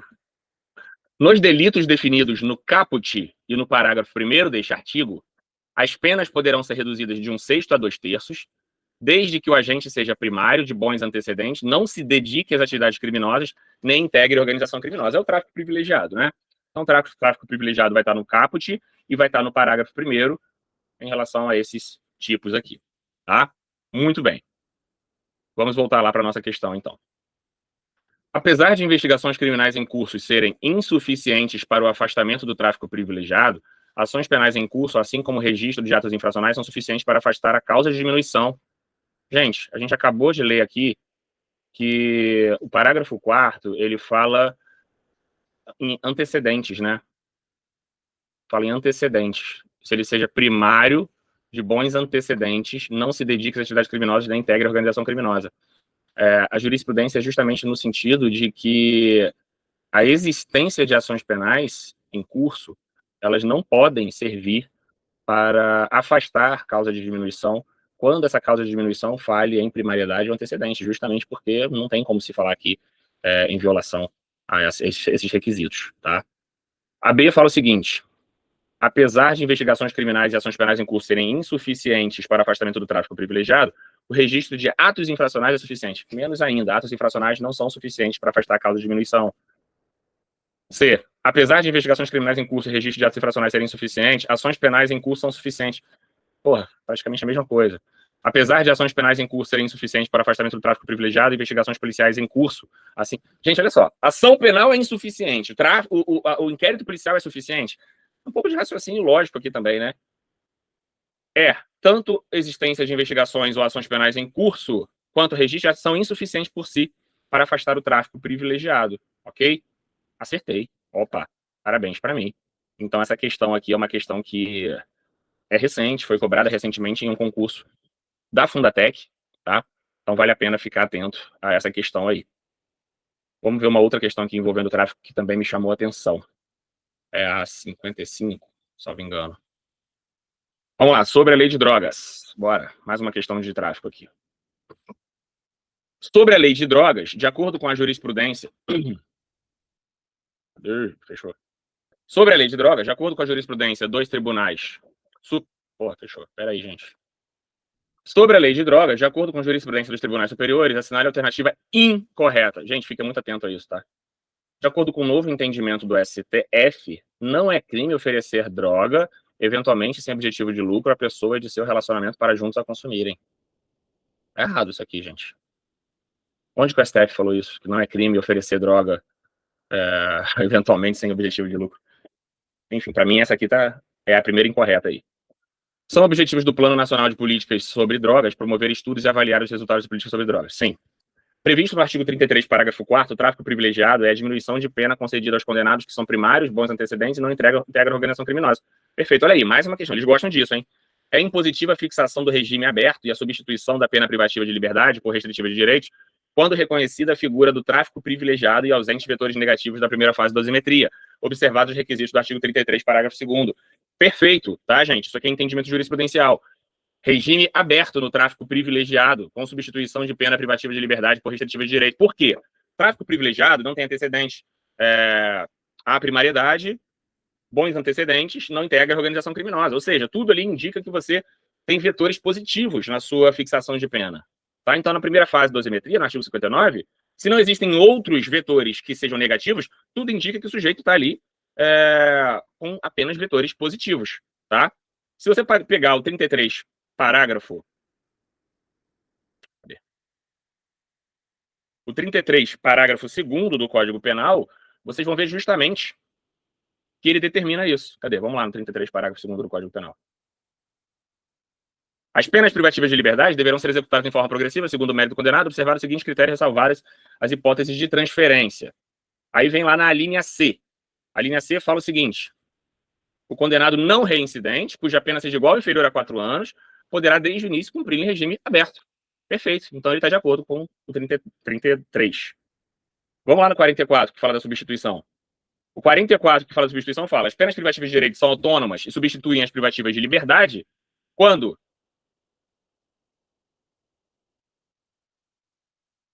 aplicada a pena privativa de liberdade não superior a 4 anos e o crime não for cometido com violência ou grave ameaça, se o crime for culposo, o réu não for reincidente em crime doloso, a culpabilidade dos antecedentes de conduta social, ou seja, 59 só com vetores positivos, ou seja, 33, parágrafo 2º e 44 do Código Penal, todo favorável. Tá? Então aqui, ela não é incorreta, ela é correta. É impositiva, sim, a fixação. A D, perdão. A E fala o seguinte: o tráfico de drogas é crime de ação múltipla e a prática de um dos verbos é suficiente para a consumação da infração, sendo prescindível a realização de atos de venda. Pô, gente, isso aqui é prova para, sei lá, com todo respeito, mas não precisa saber direito penal, né? Merendeira, defensor público, 2024. Tá errado isso aqui. É crime oferecer droga. Ah, se for até 40. Gente, o STF ele se manifestou sobre a posse de droga para consumo pessoal. Oferecer droga, eventualmente, ainda que eventualmente sem objetivo de lucro, continua sendo crime, ok? Cuidado com isso. O oferecer droga continua sendo crime. Ah, tem 40 gramas. Dane-se. Dane-se. Perfeito? Muito bem. Vamos lá, vamos partir aqui para uma próxima questão de direito penal. Lembrando que daqui a pouco a gente vai falar sobre noções de tecnologia aplicável à investigação criminal. Vamos lá. Deixa eu aumentar aqui. José compareceu ao setor de atendimento à população que foi atingida pelos efeitos de uma enchente que assolou diversas localidades no município de Porto Alegre, que foi disponibilizado pela administração municipal em um shopping da cidade. Para preenchimento de um formulário, era cedido um computador portátil. Ao perceber que o computador que estava utilizando estava desprendido do suporte que o afixava no móvel, José colocou em uma mochila e subtraiu. José colocou... Aqui dá para a gente trabalhar várias questões, como, por exemplo, o momento consumativo do crime de furto, já que crimes contra o patrimônio também são de predileção. Ao chegar em casa com o computador, contou os acontecimentos para sua esposa, que o motivou a devolvê-lo, o que ele efetivamente fez no dia seguinte, após passar a noite pensando sobre sua conduta. Contudo, o fato já havia sido constatado pela administração municipal e registrado na delegacia. Sendo assim, diante da devolução do computador, é correto afirmar que... Vamos lá. A. Ocorreu desistência voluntária, não podendo José responder por furto. Prestem atenção. A gente não pode falar aqui em desistência voluntária, tá? Por quê? Vamos lá dar uma olhada. Artigo 15, na desistência voluntária, fala: o agente que voluntariamente desiste de prosseguir na execução ou impede que o resultado se produza só responde pelos atos já praticados. Prestem atenção aqui em um detalhe. Prestem atenção aqui em um detalhe. Aqui ainda existe execução. Ainda não houve consumação. Na desistência voluntária, pressupõe-se que o crime ainda esteja em execução. Qual é a teoria adotada? STJ tem súmula, inclusive, sobre isso. Qual é a teoria adotada em relação à consumação dos crimes contra o patrimônio? Teoria da amócio. O que quer dizer teoria da amócio? Basta a inversão da posse, ainda que por curto intervalo de tempo, ainda que com perseguição e recuperação da coisa. Então, quando ele botou na mochila, ele já tinha consumado o crime de furto ali. Então, não caberia desistência voluntária. Perfeito? Muito bem. 16 fala do arrependimento posterior. Nos crimes cometidos sem violência ou grave ameaça à pessoa, reparado o dano ou restituída a coisa até o recebimento da denúncia ou da queixa, por ato voluntário do agente, a pena vai ser reduzida de 1 a 2 terços, tá? A pena é reduzida de 1 a 2 terços. Tem aqui alguma opção para isso? Aqui fala de arrependimento eficaz, aqui, não fala nem de arrependimento posterior. Não é caso de arrependimento eficaz. Arrependimento eficaz é que, como os seus atos posteriores, ele consegue impedir, mesmo depois de exaurida a execução, ele consegue impedir que o resultado ocorra. Qual é a diferença? Aqui, revisão aqui de parte geral. Qual é a diferença de desistência voluntária para arrependimento eficaz? Na desistência voluntária, o sujeito ele está executando o crime, ele ainda está no caminho, ainda está no iter criminis, e ele decide interromper, ou seja, ele para, é algo negativo, ele interrompe a execução do crime voluntariamente, impedindo que o crime ocorra. Isso é desistência voluntária. Arrependimento eficaz, o sujeito já praticou todos os atos que lhe eram disponíveis para a execução do crime, ou seja, se ele nada mais fizer, o crime vai se consumar. Mas ele pratica um novo ato, ou seja, aqui positivo, e esse novo ato impede a ocorrência do resultado. No caso dele, já houve a consumação do crime. Então não é arrependimento eficaz. Poderia ser arrependimento posterior, porque ele fez aqui a devolução. A devolução do bem subtraído implicaria no arrependimento posterior com redução da pena de 1 a 2 terços, e aqui ele está falando em metade, porque está falando de arrependimento eficaz. Extinta a punibilidade em razão do arrependimento eficaz? Não. Responderá por tentativa de furto em propriedade absoluta do objeto. Ele pegou o computador, resistiu ao computador. Então, furto consumado aqui, tá? Aqui a gente conseguiu revisar momento consumativo dos crimes de furto e roubo, tá? Que aplica a teoria da amócio. A gente conseguiu revisar essa questão de distinção entre desistência voluntária, arrependimento eficaz e arrependimento posterior. Perfeito? Então, em relação aos crimes contra o patrimônio, esse era um dos pontos relevantes que eu gostaria de trazer para vocês. E aí tem um outro ponto relevante que eu gostaria de trazer para vocês, que diz respeito a novidades legislativas, tá, gente? Porque a gente sabe que o nosso examinador sempre vai gostar de novidades legislativas. Então, vamos lá. Vamos dar uma olhada aqui. Inclusive, eu vou passar uma dica para vocês depois de revisão de última hora sobre novidade legislativa. Nós temos aqui, ó, mais uma hipótese de crime de furto qualificado, tá? Fiquem atentos a isso. A pena é de reclusão de 2 a 8 anos e multa se o crime é cometido contra quaisquer bens que comprometam o funcionamento de órgãos da União, de Estado, município ou estabelecimento público ou privado que prestem serviços públicos essenciais, tá? Nós temos aqui, então, mais uma causa de qualificadora. É uma hipótese qualificadora do crime de furto, perfeito? E aí, o que eu falei para vocês que é uma dica de revisão de última hora de novidade legislativa? Ctrl F, 2025, e aí você bota aqui, ó. Mais uma alteração, ó. Parágrafo 8º. Parágrafo 8º, lá do furto ainda. A pena é de reclusão de 2 a 8 e multa se a subtração for de fios, cabos, equipamentos utilizados para fornecimento e transmissão de energia elétrica, ou de telefonia, ou para transferência de dados, bem como equipamentos ou materiais ferroviários ou metroviários, aplicável em qualquer caso o disposto no parágrafo 2º deste artigo. Perfeito? Muito bem. Então, aqui mais uma hipótese de qualificadora em relação ao furto. Temos mais alguma alteração legislativa? Temos no roubo. A pena é de reclusão de 6 a 12, ou seja, mais uma qualificadora, se a subtração for cometida contra quaisquer bens que comprometam o funcionamento, ou seja, igualzinha do furto, só que em relação ao roubo, tá? 6 a 12. Olhem aí essa pena. Então, temos aqui outra qualificadora no roubo. E aí, se a subtração for de fios, aqui a gente tem uma causa de aumento. Olha que pegadinha bacana de prova. Por quê? No furto, se for contra bens da União e tudo mais, qualificadora. Se for de fios, tá? Qualificadora. No roubo, vai ser qualificadora se for contra bens da União, de empresa e tudo mais. E se for subtração de fios, é causa de aumento, não é qualificadora. Cara, isso aqui para uma prova objetiva é paulada, tá? Fiquem atentos a isso. Aqui é causa de aumento, não é qualificadora. Muito bem? Beleza. Vamos ver aqui mais alguma novidade? Lá no estelionato contra idoso ou vulnerável, tá? Pessoa com deficiência. Representação, salvo se a vítima for pessoa com deficiência. Então, crime de estelionato, desde 2019, passou a ser um crime de ação penal pública condicionada à representação. Excepcionalmente, vai ser de ação penal pública incondicionada, se praticada contra a administração pública, seja ela direta ou indireta, criança ou adolescente, pessoa com deficiência ou maior de 70 anos de idade ou incapaz. Cuidado!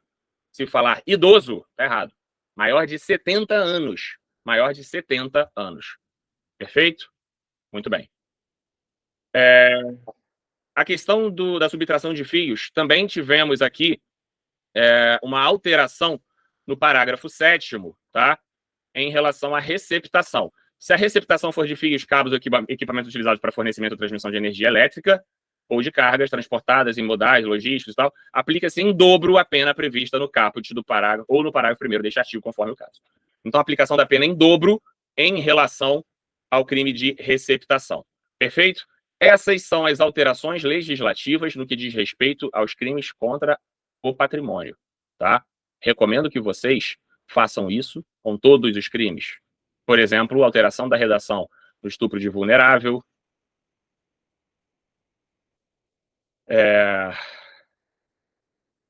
corrupção de menores, satisfação de lascívia, favorecimento da prostituição, com revogação, inclusive, divulgação de cena de estupro, interrupção ou perturbação de serviço telegráfico,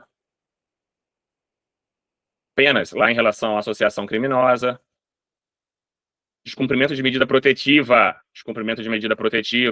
temos aqui, ó, inclusão, tá, do 338A. É isso, tá? É isso. Então, em relação aos crimes contra o patrimônio, nós tivemos aqui agora uma revisão breve, tá, sobre alterações legislativas recentes que podem ser objeto de cobrança para vocês. Perfeito? Pessoal, a gente vai fazer um intervalo rápido, tá? Vamos fazer assim. Vou fazer um intervalo aqui agora de 20 minutos. São 11h06, 11h30 eu retorno. E a gente começa a falar sobre noções de tecnologia aplicável à investigação. Então, quem veio aqui por conta de noções de tecnologia aplicável à investigação, quem está assistindo ao vivo, 11h30 retorna. Eu nem vou fechar, só vou deixar aqui minha câmera fechada, mas não vou acabar com a transmissão, tá? E a gente retorna daqui a pouco com noções de tecnologia aplicável à investigação. Quem está assistindo depois, já está editado o vídeo, vocês se deram bem. Grande abraço, até daqui a pouquinho, a gente volta. Só fazer um intervalo. Dito isso, vamos começar a conversar um pouco agora sobre noções de tecnologia aplicável à investigação, tá? E o que eu quero trazer para vocês aqui sobre isso? O primeiro ponto que eu quero trazer para vocês é: o examinador de vocês de noções de tecnologia aplicável à investigação, ele é um sujeito extremamente técnico da área de informática. Ele, inclusive, é examinador, tá? Ele examina nessa área, pela Fundatec. Então, não se espere, né, desse examinador questionamentos muito reflexivos do ponto de vista jurídico, do ponto de vista filosófico, em relação a noções de tecnologia. Talvez muito mais algo prático do ponto de vista tecnológico. Tá? Então, diferenciar hash, as formas de algoritmo dos hashes, enfim, mais do que se buscar o fundamento daquilo, entendeu? Então, eu acho que é isso que deve nortear essa nossa revisão rápida agora, tá? Essa nossa revisão breve que a gente vai fazer aqui. Então, vamos lá. Eu trouxe alguns pontos aqui para conversar com vocês, e eu vou pontuando aqui com vocês essas questões, e a gente vai chegar naquilo que a gente acha que seja mais relevante, né, para o nosso estudo neste momento, tá? Deixa eu ver se eu tenho aqui já abertas os temas todos.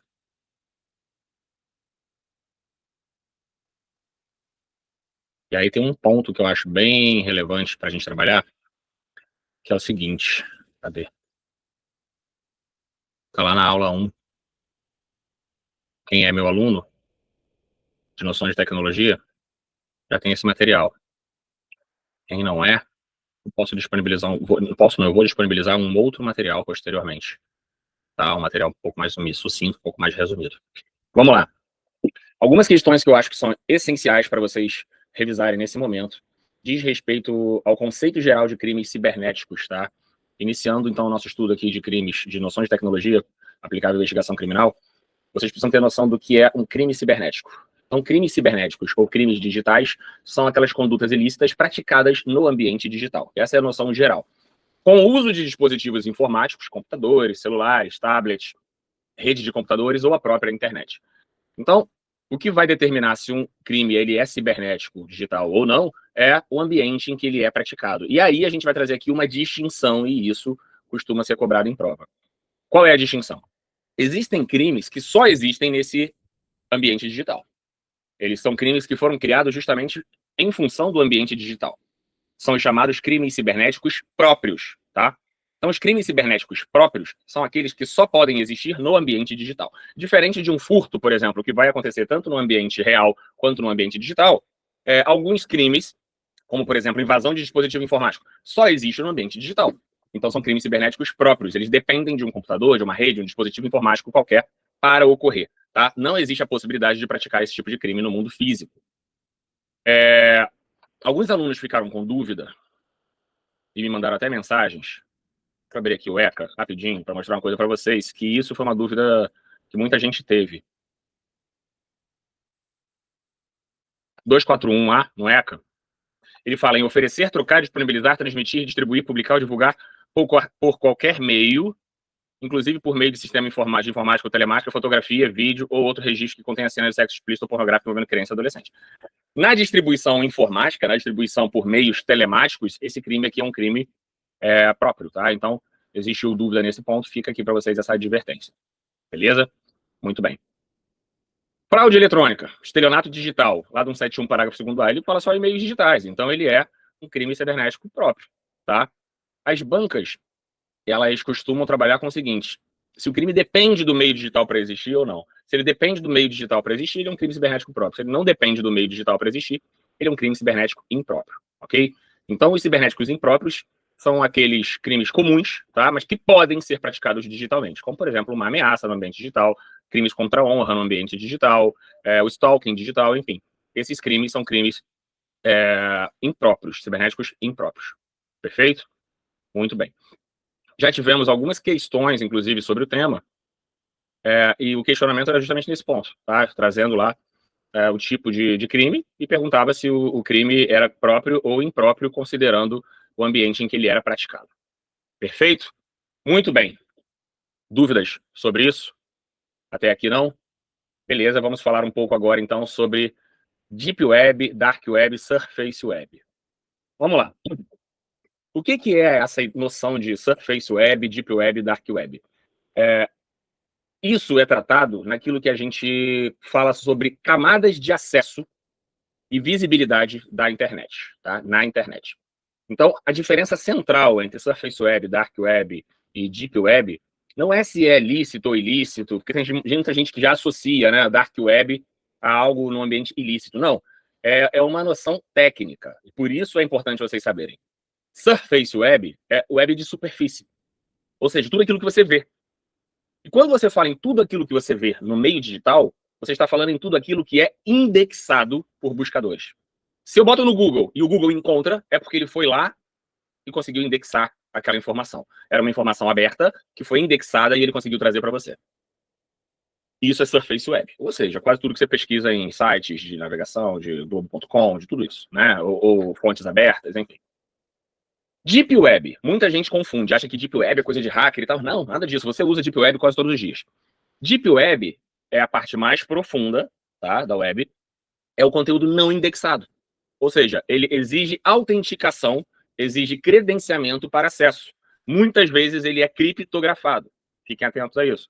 Por exemplo, quando você acessa o seu banco, quando você acessa o seu e-mail, esse conteúdo não é um conteúdo indexado. Eu não tenho como botar lá no Google, ver extrato de Carolina e aparecer para mim. Não vai aparecer. Isso não é indexado. A Carolina precisa fazer login, multifatores de autenticação. E uma vez que ela tenha ingressado e feito o login multifatores de autenticação, ela consegue ter acesso a esse dado. Então é um dado que está numa camada um pouco mais profunda. Isso é Deep Web, tá? Aí dentro da noção de Deep Web, nós temos um subconjunto que é mais profundo, que é a chamada Dark Web. A Dark Web, sim, ela é uma camada que trabalha com anonimização. Isso é importante vocês terem em mente. Surface Web, indexação de conteúdo. Deep Web, não indexação de conteúdo. Dark Web, anonimização. Ou seja, quem navega na Dark Web, normalmente, ou em regra, trabalha de forma anônima. Por quê? Porque ela precisa utilizar navegadores, como, por exemplo, o Tor, rede Tor. A rede Tor é a rede de navegação na Dark Web, que vai ser acessível com ferramentas de anonimização. Então, você trabalha igual o VPN, né, que a pessoa utiliza e ninguém sabe quem está navegando ali. Enfim, você não consegue ver o IP da pessoa, ele está com o IP vindo lá de outro lugar. Enfim, na Dark Web acontece exatamente isso. Perfeito? Então, a noção de Dark Web é de anonimização. Tá? Surface Web, parte aberta da internet, indexada por buscadores. Para a prova, o que isso é importante? Indexação. Indexação é o termo técnico que a banca gosta de cobrar para saber se é se é deep ou se é surface, tá? Na investigação através de OSINT, por exemplo, coletas em fontes abertas, técnicas de buscas, utilizando, por exemplo, Google Docs, tudo isso trabalha com busca em Surface Web, tá? E aí, prestem atenção numa coisa. Isso que você identifica não basta ser printado. Você precisa fazer aí um registro de data, ORI, HTML, URL do acesso para fins de cadeia de custódia. Muito bem? Então, Deep Web, que é a web profunda, nós vamos ter aí algumas bases como registros bancários, e-mails, dados cadastrais, enfim. Dark Web trabalha como um subset da Deep Web, ou uma subseção, e é acessível apenas por softwares de anonimização. Como que funciona isso? Várias camadas, por isso que eles chamam de onion routing, onion cebola, várias camadas. Então você entra daqui para cá, esse aqui pega um outro IP, essa camada aqui já não sabe o IP de trás, e assim você não consegue identificar a origem do sujeito, tá? Por isso que normalmente ela é atribuída à utilização para fins ilícitos, tá? Não porque a Dark Web seja voltada para fins ilícitos, mas por conta dessa anonimização que é permitida na Dark Web, se utiliza para fins ilícitos. Vocês vão encontrar facilmente. Quem tiver interesse aí, é só baixar o Tor e começar a pesquisar um pouco sobre isso. Vocês vão encontrar, por exemplo, diversos fóruns de discussão e tal, com venda de substâncias ilícitas, venda de armas, venda de drogas, isso em ambiente de internet. Qualquer um de vocês, não precisa ser hacker para fazer isso não, gente. É só ter as ferramentas corretas, tá? Você vai lá e entra. Só que por que eles fazem isso? Porque é muito difícil você conseguir identificar. O sujeito está usando um IP lá da Finlândia, que nem existe, que está sendo, enfim, criado apenas para aquilo. O Tor não vai permitir que você consiga identificar exatamente aquela pessoa, a não ser que você use várias ferramentas para poder conseguir chegar nessa pessoa. Normalmente se utilizam de cobranças via bitcoins ou qualquer outro tipo de moedas eletrônicas, tá? Justamente para impedir que seja identificada essa pessoa. Então, noção de Dark Web é justamente essa, de anonimização, tá? É ser anônimo. Beleza? Ok, até aqui? Quais são as pegadinhas de prova que normalmente vêm? Deep Web é utilizado para meios ilegais. Gente, então tá todo mundo aqui praticando crime. Você tem e-mail, tem banco, é Deep Web. Então, Deep Web não é utilizado normalmente para meios ilegais. Dark Web só serve para cometimento de crimes. Só serve não, mas é normalmente um ambiente em que se utiliza para praticar crimes. Questão interessante. Para acessar Deep Web é preciso utilizar o navegador Tor. Errado. O navegador Tor, ele é uma ferramenta típica da Dark Web, não da Deep Web. Deep é o que não é indexado, você utiliza navegadores comuns, mas com credenciais, autenticação, tá? Tudo que está nessa Surface Web é irrelevante para a investigação. Óbvio que não. Cada vez mais a gente trabalha com a noção de OSINT. O que é OSINT? Open Source Intelligence. Quer dizer o seguinte, inteligência de fontes abertas. As pessoas postam fotos, elas demonstram o seu padrão de vida, elas demonstram as conexões que ela tem com outras pessoas, os horários que elas praticam suas condutas, enfim. Tudo isso está ali numa rede social, está ali no Google, está em vários lugares que você consegue, através de ferramentas corretas, fazer levantamentos se valendo de informações que estavam na Surface Web, ou seja, você não precisou de nenhuma autenticação para obter aquela informação. Você obteve essas informações dentro na própria Surface Web, tá? Outra questão. Se não tem IP, não tem como identificar o autor. Errado, tá? Por quê? Porque a autoria no ambiente digital se prova com conjunto. Conjunto, por exemplo, logs de aplicação, metadados, hábitos, dispositivos, testemunhos, perícias. O IP é apenas um dos elementos, tá? Óbvio que ele ajuda muito, mas ele não é essencial, não é aquele que vai ser determinante. Perfeito? Muito bem. Tem duas questões aqui que já foram cobradas e fala o seguinte: Deep Web corresponde a parte indexada por buscadores? Não, isso aqui é Surface Web. B, parte usada apenas por hacker? Não. Conteúdo não indexado, geralmente sob autenticação ou criptografia? Perfeito, essa é a noção de Deep Web. Subconjunto anônimo acessado por Tor? Não, essa é a noção de Dark Web. A sinalha correta sobre Dark Web é sinônimo de Deep Web? Não. É um subset de Deep Web acessado apenas com ferramentas que garantem anonimato? Perfeito. É a web de superfície? Não, a web de superfície é a Surface Web. Pode ser buscada normalmente pelo Google? Não. Isso é tudo que é indexado. E o que é indexado é Surface Web. Perfeito? Então aqui nós temos já mais uma noção de camadas de navegação. Perfeito? Muito bem. Aí a gente agora começa a conversar sobre alguns pontos que eu acho que o examinador de vocês pode gostar muito, porque ele é muito na área técnica de informática, né? Então, quais seriam esses pontos aí que a gente poderia falar? Noções de endereço IP, fundamentos de importância investigativa dos endereços IP. O que é o endereço IP? Eu posso depois divulgar para vocês um material que eu tenho. Posso não, eu vou. Tá? Eu só peço a vocês o seguinte: quem tiver interesse no material, tá assistindo isso aqui agora, me manda lá no Instagram, @prof.eduardoarcos, no meu direct, e eu respondo vocês. Material em PDF. O endereço IP, que é Internet Protocol, o protocolo de internet, funciona como uma identidade lógica da conexão. Cuidado com isso. Meu IP é tal. Não, IP de conexão. Ele vai ser, obviamente, um dos primeiros elementos que a polícia busca em investigações digitais, porque vai conseguir identificar qual era aquela conexão e, a partir da conexão, identificar o dispositivo. Ele vai servir como um rastreio inicial. Então, sim, o IP ele é muito importante para o início de uma investigação. Ele é o que vai responder para a gente de onde partiu essa conexão que realizou esse determinado crime. Então, encontrar o IP não significa automaticamente identificar o autor. O IP é apenas um ponto de partida.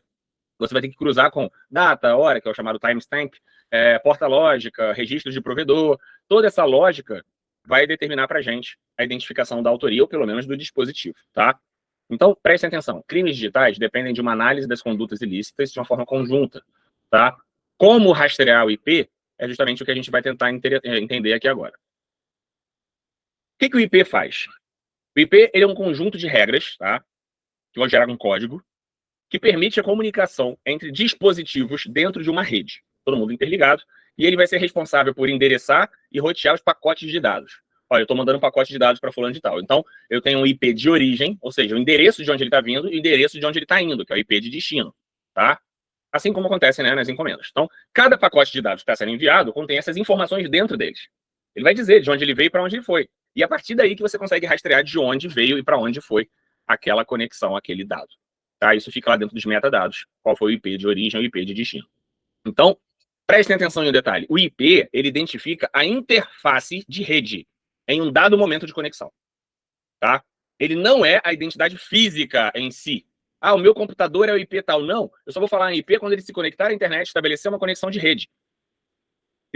Identidade física do dispositivo é MAC address, ou MAC address, tá? Então, entendam isso, que isso também é importante para a prova.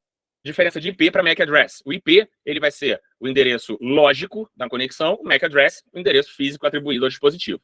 O MAC address, ele é gravado na placa de rede, tá? Mas ele pode ser alterado, tá? Qual é o tipo de atividade que se permite alterar? Isso também pode ser cobrado. Alterar o MAC address de um dispositivo. É o chamado spoofing, tá? Então, através de spoofing, é possível alterar o MAC address, tá? Mas o MAC address vai ser o endereço físico da placa de rede daquele dispositivo. Já o IP, como eu disse para vocês, ele é um endereço lógico e ele varia conforme a rede e a conexão, tá? E ele interessa para investigações criminais porque ele estabelece a conexão. O que o examinador de vocês vai querer com certeza que vocês saibam? A diferença de IPv4 para IPv6. Por quê? Porque ele é técnico. Anotem algumas distinções. IPv4 é mais rudimentar, tá? O IPv4, ele trabalha com 32 bits. Olha o tamanho dele, 32 bits. Ele tem uma notação decimal, separada por pontos. Como é que funciona? 192.168.1.10. Já devem ter visto isso por aí. Tá? Então, isso é endereço IP. Se você, perdão, IPv4. 192.168.1.10. Isso aqui é um IPv4 de 32 bits, tá? A capacidade de um IPv4 é cerca de 4,3 bilhões de endereços existentes. Quantas conexões vocês acham que existem no mundo? Ou seja, esses IPv4 disponíveis não são suficientes para todas as conexões. O que acontece, então? Com a explosão de dispositivos de IoT, Internet of Things, o que é isso? Coisas que usam a internet. Celulares, Smart TV, tudo isso.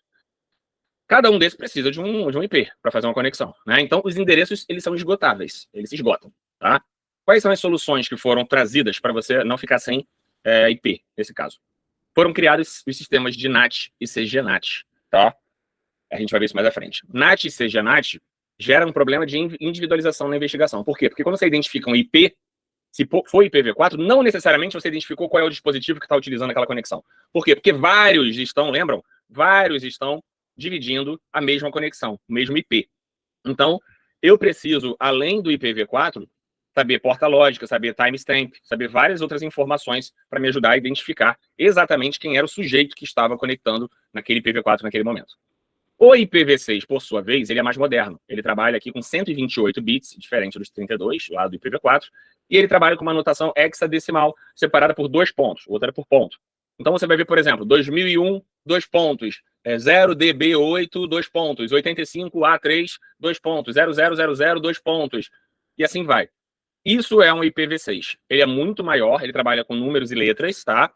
E por isso ele tem uma capacidade de cerca de 340 decilhões de endereços possíveis.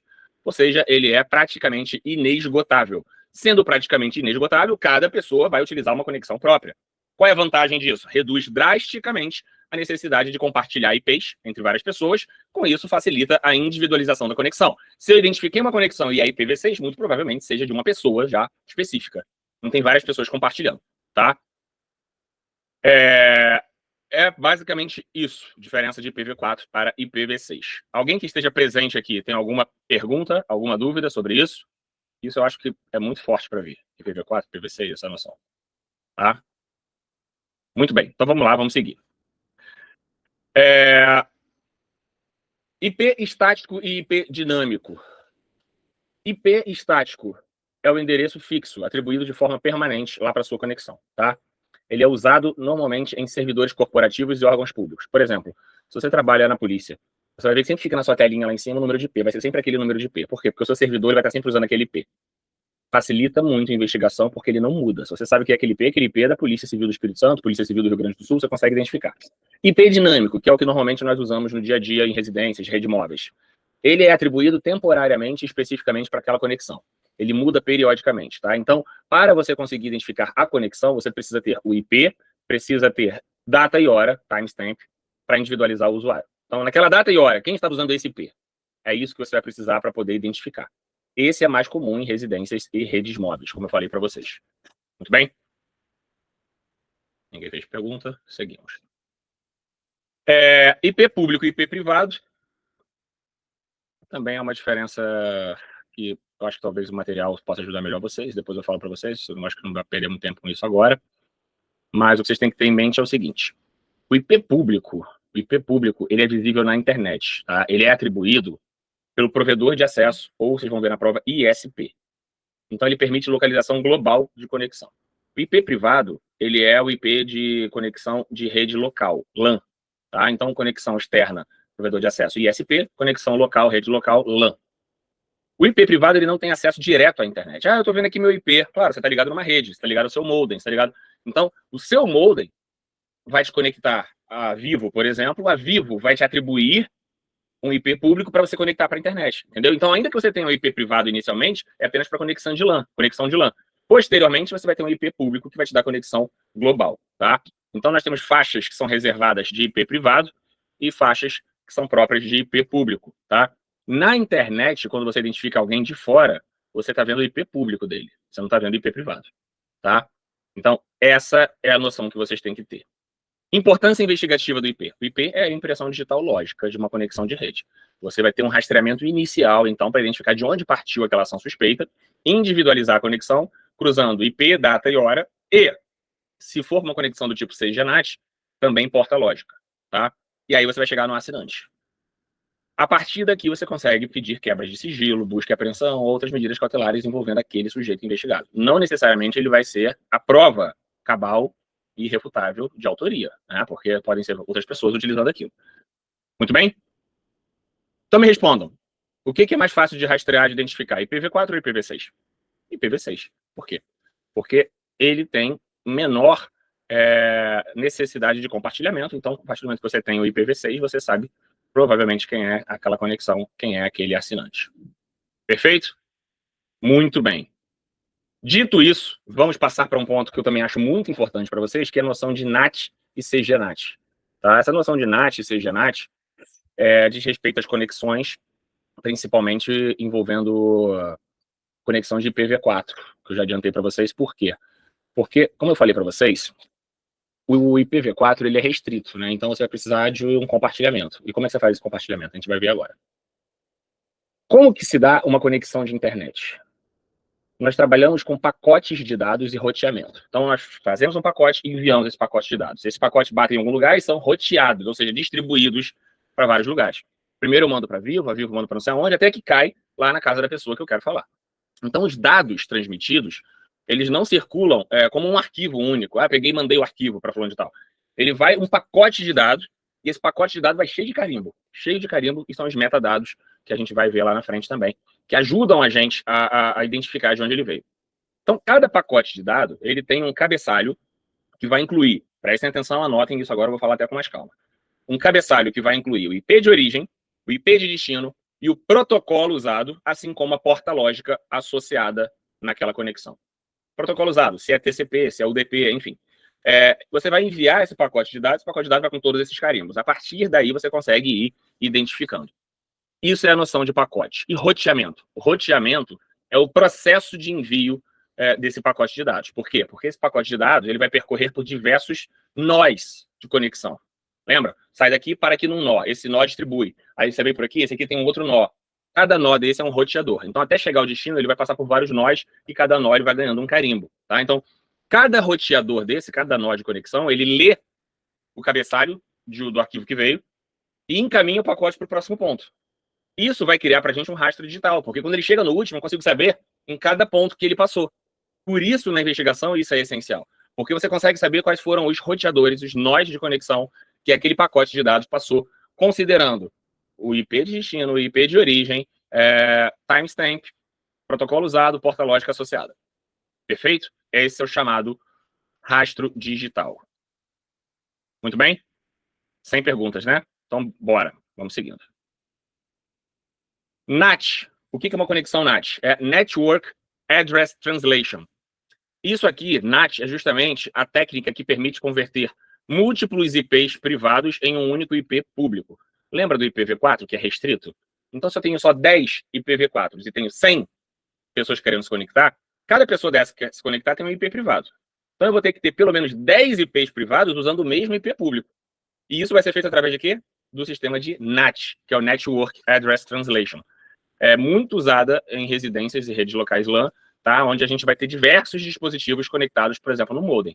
Eu estou com o meu celular, com o meu computador, com o meu notebook, com a minha televisão, tudo conectado no mesmo modem. Então, a gente vai compartilhar um único IP público. Todos esses vão ter conexões privadas e o IP público vai ser fornecido pelo roteador. Vai sair um IP só. Então, meu celular está usando um IP público igual do meu computador, igual do meu celular, igual do meu relógio. Todos esses que estão conectados por Wi-Fi na mesma rede vão sair com o mesmo IP público. Tudo bem? Muito bem. Aqui, a gente consegue identificar, portanto, qual foi a residência ou rede utilizada, mas a gente não consegue saber exatamente qual foi o dispositivo interno que gerou a ação. Aí a gente vai precisar fazer uma correlação aqui com data, hora e, às vezes, logs do roteador. Qual foi o log do roteador na hora tal? E aí você consegue saber qual foi o dispositivo que se conectou. Prestem atenção. NAT, então, é a ideia de você pegar IPs privados, juntar tudo e transformar em um IP público só. Só que o IPv4 é restrito. Lembram disso? Devido a esse esgotamento dos endereços de IPv4, os provedores tiveram que criar o chamado CGNAT, que é o Carrier Grade NAT, tá? E NAT é aquilo que a gente falou lá atrás de Network Address Translation. Então, nada mais é que Carrier Grade Network Address Translation. É uma evolução do NAT, só que ele vai juntar milhares de IPs públicos e milhares de clientes em um único IP público para navegar na internet, perdão. Então, vejam bem, eu tenho várias conexões. Vai virar um lá indo para o meu roteador, para o meu provedor. O meu provedor, ele só vai poder usar um para fora. Ele vai pegar o meu, do meu vizinho, do outro, vai juntar tudo e vai fazer um só. Através de quê? De CGNAT. Todos nós vamos compartilhar o mesmo IP público. Isso é CGNAT. CGNAT é justamente a ferramenta que permite o compartilhamento de IPs públicos, tá? Nesse caso, em investigação, para você diferenciar os usuários, isso aqui é um ponto essencial para vocês. Para você diferenciar os usuários utilizando o CGNAT, é essencial a porta lógica, tá? Só a porta lógica usada em cada conexão vai poder identificar e diferenciar os usuários aqui. Então, você precisa saber qual era o IP. A partir daquele IP, você tem que buscar as portas lógicas. E aí, identificar quem era que estava usando aquela porta lógica naquele momento, conseguiu identificar o usuário. Muito bem? É assim que você vai trabalhar. Porta lógica é o número que identifica um serviço ou uma aplicação naquele momento, tá? Dentro de cada conexão. Então, cada conexão vai utilizar uma porta lógica distinta, mesmo compartilhando o mesmo IP, e você precisa saber o IP público, a porta lógica e o horário para poder identificar a pessoa que se conectava. Perfeito? Então, síntese final para você não errar na prova. Pacote e roteamento permitem reconstruir fluxo de conexão e navegação. Pacote é o conjunto de arquivos, né, que são enviados e circulam pela internet. Roteamento é o processo de distribuição através de nós. NAT é a ferramenta que vai permitir a tradução do IP privado em IP público dentro de uma escala doméstica. CGNAT é como se fosse um NAT, só que numa escala maior. Então, ele amplia esse conceito com provedores compartilhando IPs entre vários usuários. Então, vai ter um IP público compartilhado por vários usuários. Nesse caso, eu preciso de porta lógica. Porta lógica é a chave para individualizar os acessos utilizando o CGNAT. Perfeito? Para investigação criminal, então, no IPv6, tranquilo, vou direto no IP. No IPv4, eu preciso de IP, data, hora, porta lógica para identificar precisamente quem se conectava. Muito bem? Pessoal, tá correndo, professor. Eu quero dar o máximo possível, entregar um pouco mais para vocês. Então, senão vai ficar muito falando, falo de 3 coisinhas e não entrego muito. Então, a ideia aqui é trazer mais informação mesmo. Isso aqui é uma revisão. Não tem como eu ficar explicando, parando, mostrando cada coisinha. Então, a gente vai trabalhar dessa forma mesmo, tá? Muito bem. Recomendo a vocês darem uma lida no Marco Civil da Internet, tá? Não vou falar sobre ele aqui agora, porque eu acho que é um ponto que talvez não seja muito importante nesse momento. O que eu quero que vocês tenham em mente aqui agora também é uma outra questão envolvendo phishing, tá? Vamos falar um pouco de phishing aqui. Engenharia social e phishing. O que é engenharia social? Engenharia social é a arte, é a capacidade de manipular pessoas para que essas pessoas entreguem informações, cliquem em links ou tomem ações contrárias ao seu próprio interesse, favorecendo o criminoso. O famoso 171. O engenheiro social, ele cria um ambiente propício para que a própria vítima acabe sendo ludibriada e assim fornecendo facilidades para o autor. Por que a engenharia social funciona? Porque ela explora confiança, explora medo, explora urgência, explora autoridade, explora curiosidade, tá? Esses gatilhos são os gatilhos utilizados comumente pelos estelionatários, tá? Aí a gente vai ver aqui quais são as técnicas de engenharia social, porque aí é onde eu acho que o examinador de vocês vai gostar mais, tá? Primeira técnica de engenharia social, que é chamada isca ou baiting. Escreve baiting, tá? O que é isso? Explora a curiosidade, né? Bota lá, pendrive confidencial, escreve salários 2025, bota lá, não abra, apenas para pessoas credenciadas. A pessoa fica curiosa e abre, né? Aí ela se conecta naquilo e acabou de instalar um malware nela. Então isso é engenharia social, utilizou uma isca. Outra forma de engenharia social, pretexting, ou pretexto. O criminoso, ele finge ser alguém confiável. Estabelece uma relação de confiança e aqui ele começa a criar ali um ambiente para que a outra pessoa forneça a ele informações. Aqui é do suporte, preciso da sua senha para fazer um teste aqui de conexão e tal. Você acredita e acaba fornecendo para eles alguns dados relevantes. Outra técnica de engenharia social é o erro intencional, que é assim, a pessoa erra para ser corrigida. O atacante, ele erra propositalmente. Ele fala assim, eu tô vendo aqui a sua conta do Santander. Você fala, não sou conta do Santander não, só tem Bradesco. Opa, já obtive uma informação. Gente, pessoas idosas, pessoas menos esclarecidas, a gente mesmo no dia a dia, na correria, acaba caindo nisso. E aí já teve uma informação obtida. Na próxima vez ele vai ligar para você e falar, olha, aqui do Bradesco, ele já sabe que você tem conta do Bradesco. Tá? Então é mais ou menos assim que funciona. Outra técnica é a chamada crítica provocada. Tá? O criminoso, ele critica para gerar defesa, e gerando defesa você acaba se expondo. Todo mundo é muito, né, vaidoso. Não gosta de, não sou assim não, eu sou isso. Aí fala o que é, pronto, conseguiu informação. Uma das técnicas mais usadas de engenharia social na internet é o phishing, tá? Que é a engenharia social no ambiente digital. O phishing é a chamada pescaria fraudulenta de dados no ambiente digital. Ele vai te mandar e-mails, SMS, sites falsos, e aí você vai clicar ali no phishing, naquele dado, naquele arquivo, e vai acabar sendo vítima, tá? Normalmente ele vem acompanhado de uma mensagem muito persuasiva, a pessoa acredita e vai lá e clica. E nesse momento que ele clica, ele passa a ser vítima no ambiente digital. O que a gente tem de importante aqui, de ponto de vista técnico, no phishing, é o seguinte. Existe uma classificação de conceitos de phishing, tá? Phishing é um nome genérico. E-mails, mensagem em massa, sem alvo definido. Tá? É uma quantidade absurda disparada, e aí as pessoas clicam e caíram. Aí dentro daí nós temos especificamente o Spear Phishing. Spear Phishing é um ataque personalizado. O criminoso, ele estuda a vítima antes. Lembra daquele que ligou pro cara falando que ele era do Santander e ele disse que era do Bradesco? Então daqui pra frente eu vou mandar um phishing pro Bradesco, ou seja, um ataque personalizado. Ele sabe seu banco, ele sabe seu nome, sabe seus hábitos, e assim ele vai conseguir mais facilmente obter uma informação. Outra forma de phishing é o chamado whaling. O whaling é uma variação do Spear Phishing, porque ele também é específico, mas ele trabalha com peixes grandes, por isso é o whaling. Whale é baleia, então pesca de baleia, tá? O cara liga para um executivo de alto escalão, falando que é o CEO de uma outra empresa, blá, blá, blá, pede uma transferência, enfim, acaba ludibriando o sujeito e consegue a informação, consegue obter aquilo que ele queria. Outra especificação de phishing é o chamado vishing, com V, que é o voice phishing. Tá? O voice phishing é o phishing por voz, telefone, VoIP, enfim, o sujeito liga para a pessoa, fala que é do banco, pede confirmação de dados e a partir daí ele consegue a informação que ele pretendia. Quase acabando. Smishing. Smishing é o phishing por SMS, tá? Mesma coisa, phishing, só que através de SMS. E por fim, o angler phishing. Angler phishing é em redes sociais. O criminoso, ele, por exemplo, diz lá que é do Facebook, que sua conta vai ser bloqueada e você precisa clicar em não sei onde para desbloquear. Pronto. Daí para frente, ele já tem suas informações, seus dados, você está ferrado. Muito bem? Perfeito. Presta atenção aqui em um detalhe. Existe um ponto que é muito cobrado em provas, que é a diferença de phishing para farming, tá? Phishing para farming. O que é o farming? Diferente do phishing, porque no phishing você, vítima, toma a ação errada, tá? No farming você fez o correto, só que você clicou em algo sem perceber, acabou te redirecionando para um outro lugar. Então, no phishing, você clica exatamente onde não devia clicar. No farming, você clica até onde deveria clicar, mas há ali um redirecionamento invisível e você é enviado para outro lugar. Por exemplo, você clica lá em latam.com e vai para latam.promo.com, não sei o que lá. Então, ali você tem o chamado farming, tá? Diferente do phishing, porque no phishing se explora a manipulação da vítima para que ela clique naquilo que já é falso. Tá? Não houve desvio nenhum. Você realmente clicou onde não deveria clicar. Ok? Muito bem.